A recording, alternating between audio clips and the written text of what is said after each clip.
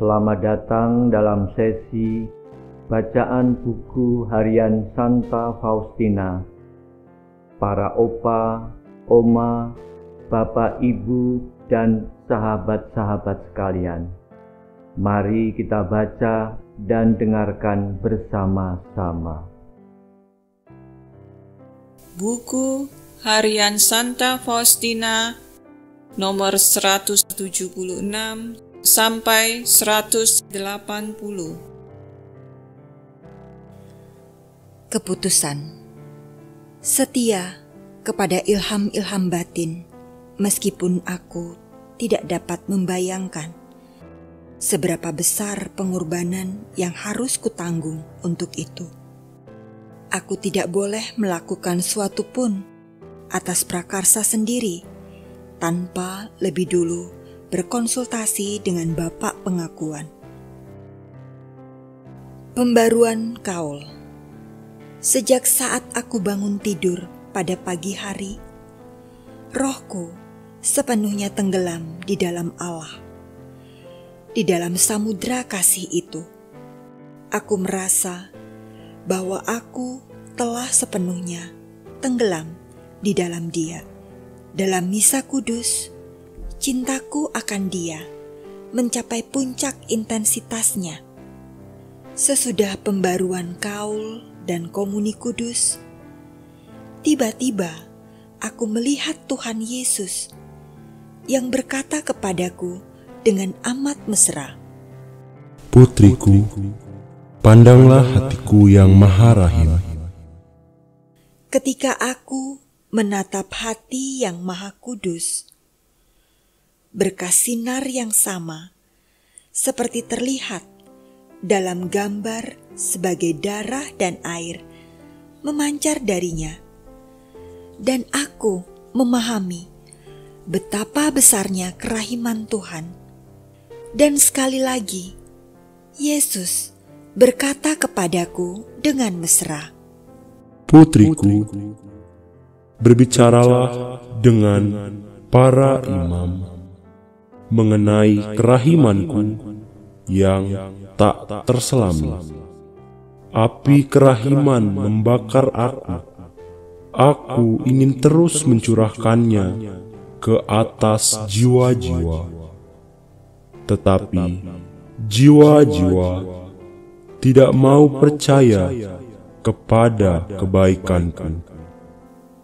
Tiba-tiba Yesus menghilang.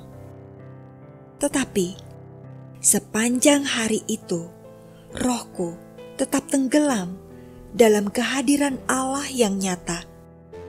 Kendati ada kegaduhan dan obrolan yang biasanya terjadi sesudah suatu retret.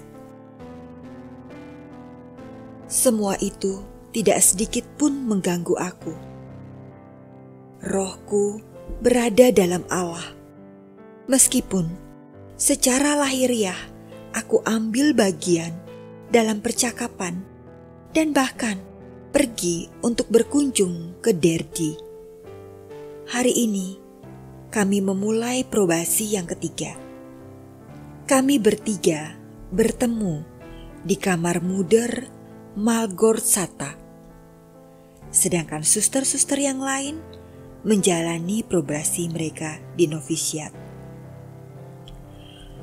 Muder Malgorzata membuka pertemuan dengan suatu doa dan menjelaskan kepada kami rangkaian acara yang ada dalam probasi ketiga, dan kemudian berbicara mengenai betapa besarnya rahmat kaul kekal. Tiba-tiba aku mulai menangis keras. Serta merta segala rahmat Allah tampak di hadapan mata jiwaku, dan aku melihat diriku sedemikian malang dan tak tahu terima cinta terhadap Allah. Para suster mulai menegur aku dengan berkata, "Mengapa ia tiba-tiba begitu menangis?" Tetapi Muder Malgorzata membela aku dengan berkata bahwa ia tidak heran. pada akhir acara, aku pergi ke hadapan Sakramen Maha Kudus.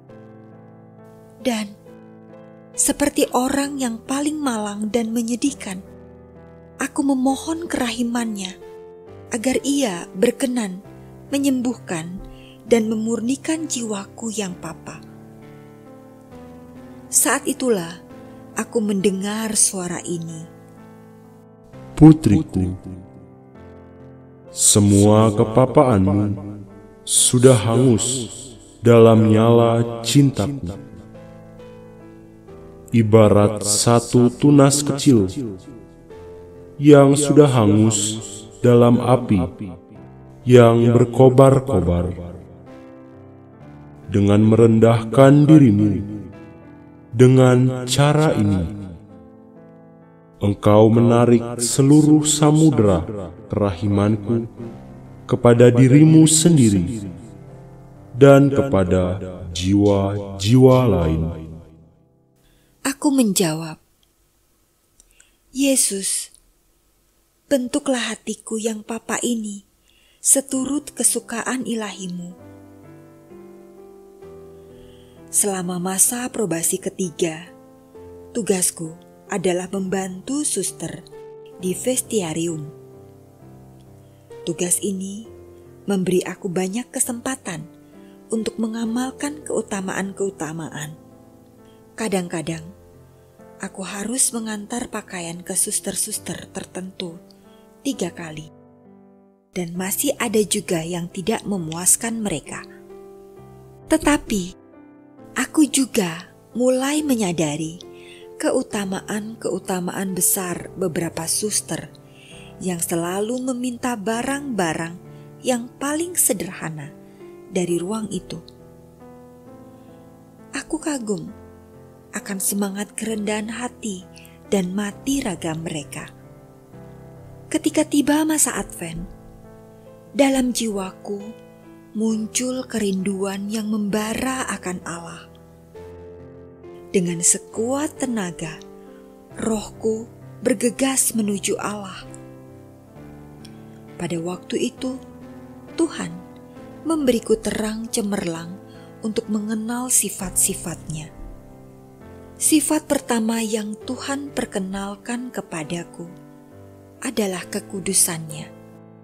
Tuhan itu sedemikian kudus, sehingga segala kuasa dan kekuatan gemetar di hadapannya. Roh-roh yang murni menyelubungi wajahnya dan merunduk dalam adorasi yang tak kunjung henti. Dan hanya dengan satu kata, mereka mengungkapkan hormat yang paling tinggi, yakni kudus. Kekudusan Allah dicurahkan ke atas gereja dan ke atas setiap jiwa yang hidup di dalamnya, tetapi dengan tingkat yang berbeda-beda. Ada jiwa-jiwa yang sepenuhnya diilahikan oleh Allah, dan ada juga yang hanya sekedar hidup. Sifat kedua yang diberitahukan Tuhan kepadaku adalah keadilannya. Allah itu sedemikian adil, dan keadilannya meresap sampai ke lubuk hati segala ciptaan, sehingga di hadapannya segala sesuatu tampak serba transparan, dan tidak ada suatu pun yang dapat menyembunyikan sesuatu darinya. Sifat ketiga adalah kasih dan kerahiman. Dan aku memahami bahwa sifat Allah yang tertinggi adalah kasih dan kerahiman. Sifat ini menyatukan ciptaan dengan pencipta. Kasih yang paling besar dan kerahiman yang paling dalam ini kukenal dalam penjelmaan Sang Sabda dan dalam penebusan umat manusia. Dan Disinilah aku menyadari bahwa inilah sifat Allah yang paling tinggi. Demikian telah kita baca dan dengarkan bersama-sama buku harian Santa Faustina hari ini. Kita akan lanjutkan bersama-sama besok di waktu yang sama. Berkah dalam.